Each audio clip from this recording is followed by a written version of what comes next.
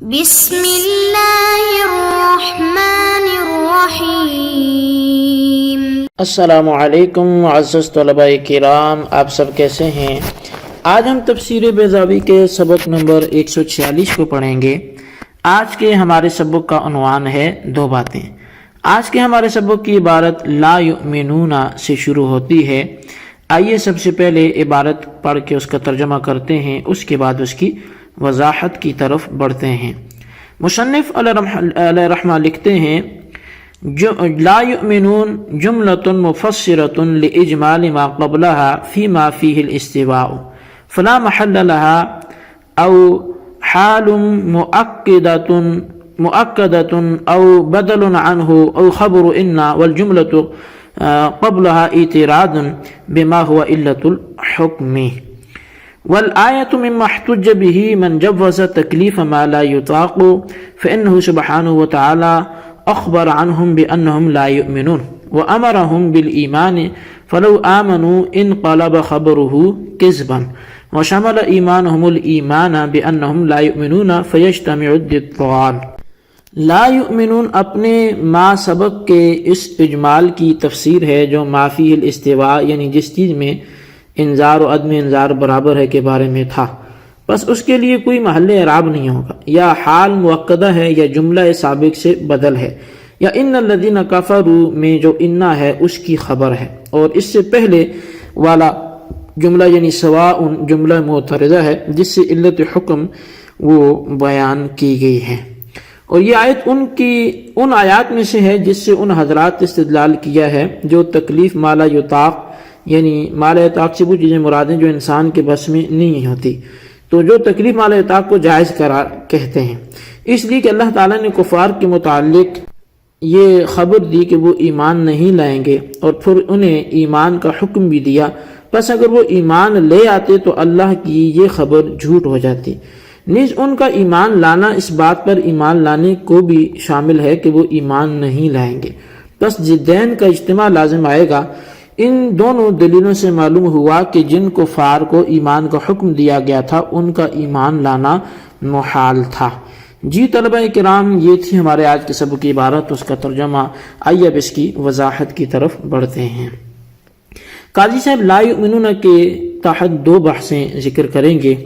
پہلی ترکیبی اعتبار سے ہے، دوسری استدلالی اعتبار سے ہے۔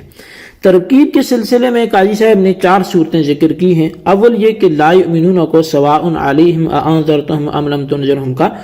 جملہ مفسرہ مانا جائے، یعنی جملہ سابق نے انذار اور عدم انذار کو مستوی بتلایا تھا، برابر بتلایا تھا، لیکن یہ نہیں بتلایا تھا کہ کس چیز میں برابر ہیں۔ تو اب جملہ اول مجمل و مبہم تھا، لا یؤمنون نے آ کر اس کی تفسیر کر دی کہ جس میں برابری تھی وہ ما فی الاستواء وہ عدم ایمان ہے، یا انذار و عدم انذار عدم ایمان میں برابر ہے، لیکن جملہ اول ما فی الاستواء میں مبہم اپنی ذاتی حیثیت سے ہوگا، یعنی جب قرائن سے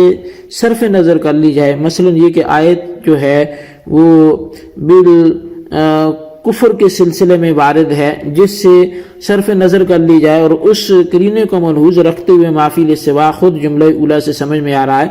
لا یؤمنون کو جملہ مفسرہ قرار دینے کی صورت میں کوئی اس کا اعراب کے اعتبار سے محل نہیں ہوگا، کیونکہ جملہ مفسرہ کے سلسلے میں جمہور کا یہی مسلک ہے کہ اس کا کوئی محل اعراب نہیں ہوتا۔ دوسری ترکیب یہ ہے کہ لا یؤمنون کو حال مؤکدہ قرار دیا جائے، یعنی لا یؤمنون جملہ سابق کے مضمون کی تاکید کر رہا ہے اور مضمون جملہ استواء انذار اور عدم انذار ہے۔ اچھا، اب شبہ پیدا ہوا کہ مؤکد ہونے کے معنی یہ ہیں کہ جو معنی پہلے سے موجود تھے اس کو پختگی کے ساتھ بیان کر دیا جائے، اور عدم ایمان کے معنی جملہ اولا میں موجود نہیں تھے، لہذا لا یؤمنون حال مؤکدہ کیسے ہو سکتا ہے؟ تو جواب یہ ہے کہ عدم ایمان کے معنی قرینے کی وجہ سے جملہ اولا میں موجود ہیں، لہذا لا یؤمنون کو حال مؤکدہ بنانا درست ہے۔ یہ ترکیب خاص طور سے اس وقت ہوگی جبکہ سواء کو خبر مقدم اور انذرتہم کو مبتدا مؤخر مانا جائے۔ اچھا، تیسری ترکیب یہ ہے کہ لا یؤمنون کو ما قبل کے جملے سے بدل قرار دیا جائے، یہاں بدل سے مراد بدل استعمال ہے، بدل کل اور بدل باس نہیں ہے۔ اور یہاں پر پھر مصنف نے جملہ معترضہ کی بھی بات کی تھی، اور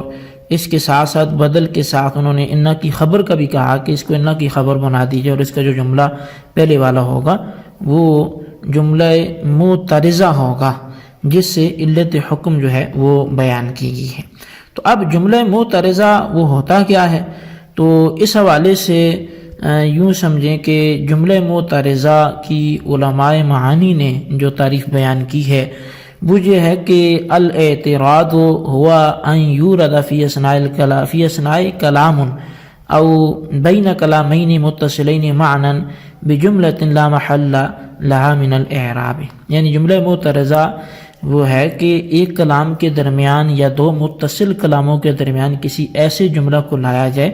کہ جس کے لیے کوئی محل اعراب ہی نہ ہو، اور اس جملہ کو معترضہ اس لیے کہتے ہیں، اسی جملہ کو جملہ معترضہ کہتے ہیں۔ اس تعریف سے یہ ثابت ہو گیا کہ معترضہ کے لیے یہ جملہ ہونا وہ ضروری ہے۔ تو بہرحال اب یہاں جو دوسری والآیۃ من محتج بہ سے جو مصنف بیان کرنا چاہتے ہیں وہ دوسری بحث آغاز کر رہے ہیں، جو دوسری بات ہے استدلال کے متعلق۔ استدلال کے ذیل میں قائی صاحب نے جو عبارت اختیار کی ہے اس عبارت کی تشریح میں شارحین نے باہم اختلاف کیا ہے، لیکن ہم اس موقع پر پہلے شیخ زادہ کی تشریح کو ذکر کرتے ہیں۔ اس تشریح کا حاصل یہ ہے کہ جو ممتنع ہے اس کی دو قسمیں ہیں، ایک تو ممتنع لذاتہ ہی ہوتا ہے، دوسرا ممتنع لغیرہ ہی ہے۔ ممتنع لذاتہ ہی وہ ممتنع ہے کہ جس کی ذات میں ایسے معنی پائے جائیں جس کی وجہ سے اس کے اوپر امتناع کا حکم لگایا جائے، جیسے کہ اجتماع نقیضین اور ارتفاع نقیضین۔ ممتنع لغیرہ ہی اس کو کہتے ہیں کہ جو فی نفس ہی ممکن ہو مگر کسی عارض کی وجہ سے اس پر امتناع کا حکم لگایا گیا ہو، مثلا عدم اعلیٰ کی وجہ سے یا انتفاع محل کی وجہ سے یا انتفاع شرط کی وجہ سے، جیسے کتابت فی نفس ہی تو ممکن ہے مگر عدم اعلیٰ اور انتفاع محل کی وجہ سے ممتنع ہے، یعنی لکھنے کا آلہ موجود نہیں ہے تو پھر بھی نہیں ہوگا، یا لکھنے جس پر کاپی یا کوئی چیز جس پہ لکھا جائے وہی نہیں ہے تو پھر بھی نہیں ہوگی۔ یہ بات سمجھنے کے بعد اب سمجھیے کہ تین چیزیں ہیں، اول ممتنع لذاتہ ہی، دوسری ممتنع لغیرہ ہی، تیسری وہ چیزیں کہ جن کے عدم کی خدا بند تعالی نے خبر دے دی یا خدا کے علم میں وہ معدوم ہیں۔ ممتنع لذات ہی کے بارے میں جمہور اور معتزلہ کا مسلک یہ ہے کہ اس کا مکلف بنانا عقلاً جائز نہیں ہے، لیکن اشاعرہ میں سے ایک جماعت یہ کہتی ہے